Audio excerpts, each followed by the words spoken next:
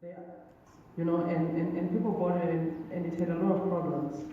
And so they've asked me to edit it. So I'm currently editing this book. So that is an example of a premature baby, and it just needed to be redone. It's a really, really good script, but it just had like so many problems.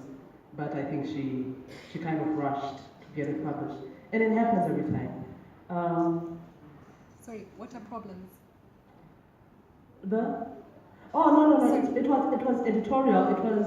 It was, sometimes, when you write, I think what happens with a lot of us is we're told in high school or even in university by Professor Kuria or Dr. Njoya, like, you're an absolutely amazing writer. And you might be an amazing writer, but there is no way any writer can do without editing. I don't care how experienced you are. Every writer needs an editor. And so I think with this friend of mine, she skipped that because she'd already been told, oh, she's a good writer, and she figured, oh, I'm a good writer. But there are kind of things where it's like, okay, on page this, you say this, and then you kind of forgot. But, it's something that an editor can catch, or a reader, but not necessarily you, because you're just telling the story. And that's why editors are so important to literature. The other question? Oh, the challenges, the money. Not enough people buy books.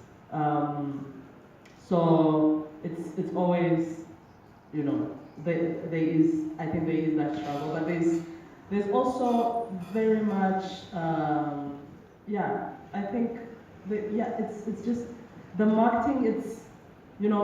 That's why I think like Etisalat is so exciting, and what Daystar is doing with Creative Academy is also very exciting, because they're making literature exciting, they're making it hip,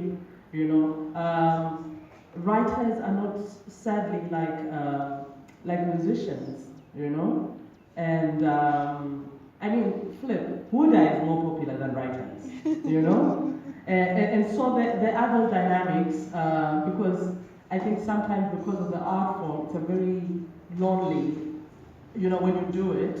So a lot of people don't, and then of course there's also the whole thing where people say, oh, very, very proudly, I don't read books, but books are just stories. If you watch theater, if you watch a television show, this is just maybe a story that you're doing by yourself. Can I just add a little bit before the answer? Who was the other person who wanted to ask the question? Can you just be coming up here? The question I want to advance a little bit from what Regina was asking, and what you said about, she said she walks around with this idea for a long time, talks to these characters, and then, now it's baked. So I want to ask, how connecting to how does the idea come? How long did you incubate this idea? Or did you just wake up one morning and, wow, I have a brilliant idea, and flow? How long do you incubate the idea? I mean, that's a very difficult question. How long is a piece of string? It's any length. It depends on where you are in your life at that point. I think whether you have the time and whether you are willing to let it flow. I think there are many stillbirths along the way as you are writing. You'll go off on a tangent for quite a long time before you realize this actually doesn't work with what you're trying to say, and then you have to come back and go right back to where you started again. That happened to me time and time again. The challenges are money. The challenges are also to keep going, to even when you do get stuck. And I think this is very much to your question about writer's block. How do you keep going even though you're blocked and you can't move it forward? I don't know. I mean, I've heard all sorts of theories about dreams, following your dreams and things like that. I'm not quite sure how you do it. You have to trust that the process will work, I think.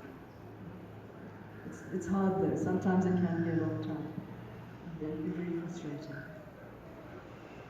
Par rapport à la durée d'incubation d'un texte, pour moi, je pense que comme pays, ça dépend peut-être du conditionnement. Il y a de ce texte qui vous prennent peut-être 2 mois et d'autres textes qui ne prennent que quelques mois. Et pour moi, quand j'écris, par exemple, quand j'écris mon roman ou quand j'écris de nouvelles short stories, j'ai besoin d'abord de trouver la voix du narrateur ainsi que la langue. Qui est le narrateur? Si c'est un homme de tête d'un certain âge ou une femme, ou j'essaie d'abord de trouver le narrateur, d'identifier les narrateurs et de travailler la langue du narrateur. Par rapport au challenge, moi je dis que le challenge ça peut être de l'argent, mais c'est aussi trouver des lecteurs, parce qu'on ne peut pas être écrivain quand on n'a pas de lecteurs.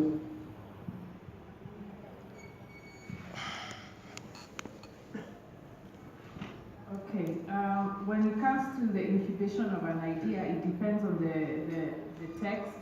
Some texts take longer than others to develop an idea.